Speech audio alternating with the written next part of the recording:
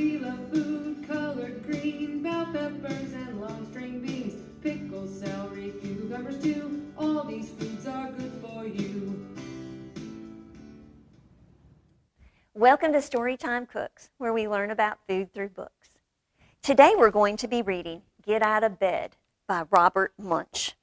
This story is illustrated by Alan and Leah Daniel, and it's a scholastic book. This is a fun story, and poor Amy, our character, she has a hard time getting out of bed. And I don't know about you, but when it's still cool outside, sometimes I don't want to get up either. It won't be long until it'll be much warmer in the mornings and it'll be daylight, but right now, sometimes I might just would rather stay in bed. Let's read about Amy and see what her story is. In the middle of the night, when everyone else was fast asleep, Amy went downstairs. She watched the late show, the late, late show, the late, late, late show, and that turned into the early, early, early, early morning show, and she finally went to sleep because she was feeling just a little bit tired. The next morning, when everyone else came to the breakfast table, except Amy, they wondered, "Where's Amy?" said her father. "Where's Amy?" said her brother. "Amy's asleep," said her mother. "I've called her 5 times, and she is still asleep. What are we going to do?" "No problem," said her brother. "I can get her up." Amy's brother ran up the stairs and yelled as loudly as he could, "Amy!" But Amy snored. "Be late for school," he said. "I don't care." And he ran back downstairs. "Well, I don't know what to do," said Amy's father. He walked up the stairs and said in his sternest father voice, "Amy, if you don't get out of bed this instant, I'm going to be very mad." But Amy snored. He went back downstairs and told Amy's mother, "Your daughter won't get up." "Well, I have something that sometimes works," she said. She ran up the stairs, stood Amy on her feet, and said very nicely, "Amy, please wake up." But Amy fell over and went to sleep on the floor. Her mother ran back downstairs and said, "I can't get her up. I can't get her up." "Oh, no," said father. "I have to go to work." "Oh, no," said brother. "I have to go to school." "Oh, I have to go to work too," said mother. "But what are we going to do with Amy?" "Let's take her to school in her bed." Is that not the craziest thing you've ever heard? Amy's mother and father looked at each other and said, "Good idea." So here they go. They put Amy back in her bed, because remember she had fallen on the floor, and picked it up. And they walked out the front door, down the street, around the corner, through the schoolyard, and into the school. They put the bed down in the back of the classroom and left. What do you think a teacher might say if somebody brought a student to school in their bed?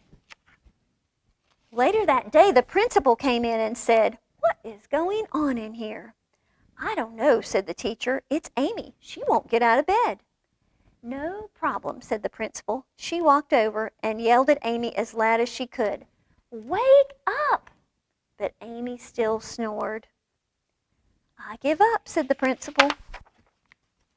So the teacher taught reading, and Amy didn't wake up. And the teacher taught arithmetic, and Amy still didn't wake up. They went to gym, and Amy didn't wake up. They went out and played at recess, and Amy still didn't wake up. They had lunch, and Amy didn't wake up. And they had art, and Amy still didn't wake up. Finally, it was time to go home. "Call the mother, call the father," yelled the principal. "Get this bed and this kid out of here."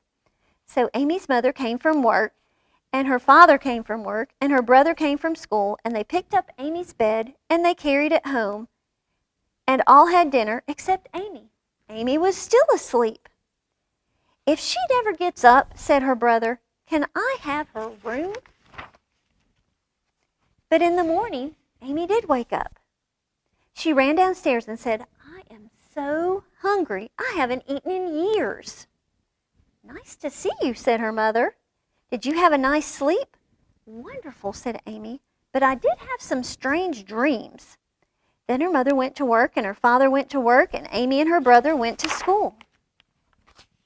At the door of the school, the principal said, Good morning, Amy. How are you today? Wonderful, said Amy, but I sure had some strange dreams last night.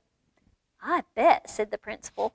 And you know, she might have been dreaming about all the things that really had happened to her at school. Then Amy walked into her classroom and everyone snored. So Amy was awake and she went back to school. And when she got there, everybody else was sound asleep. I guess they thought if Amy could sleep at school, maybe they could too. But they weren't going to learn anything at school, so that wouldn't be much fun. Amy didn't get to have any of the fun of art and recess and learning all the new things that they learned that day. So I think we better stay awake when we go to school. But today we're going to pretend that we're going to make a bed. And this is an edible bed. So we're going to take some graham crackers and we're going to take a marshmallow and we're going to flatten it out, and that's going to be our pillow. That looks like a nice, soft, fluffy pillow. And then we're going to spread either some peanut butter on our graham cracker, or if you have a peanut allergy or if you just like something different, you might try some icing on your graham cracker. And then to decorate our bed, we're going to take some sprinkles and just sprinkle all over that peanut butter or the icing or whatever you choose to use. So have that with a nice glass of milk, and you've got a yummy little snack that's quick and easy to make, and a lot of fun to eat too. We hope you'll come back and join us for another segment of Storytime Cooks, where we continue to learn about food through books.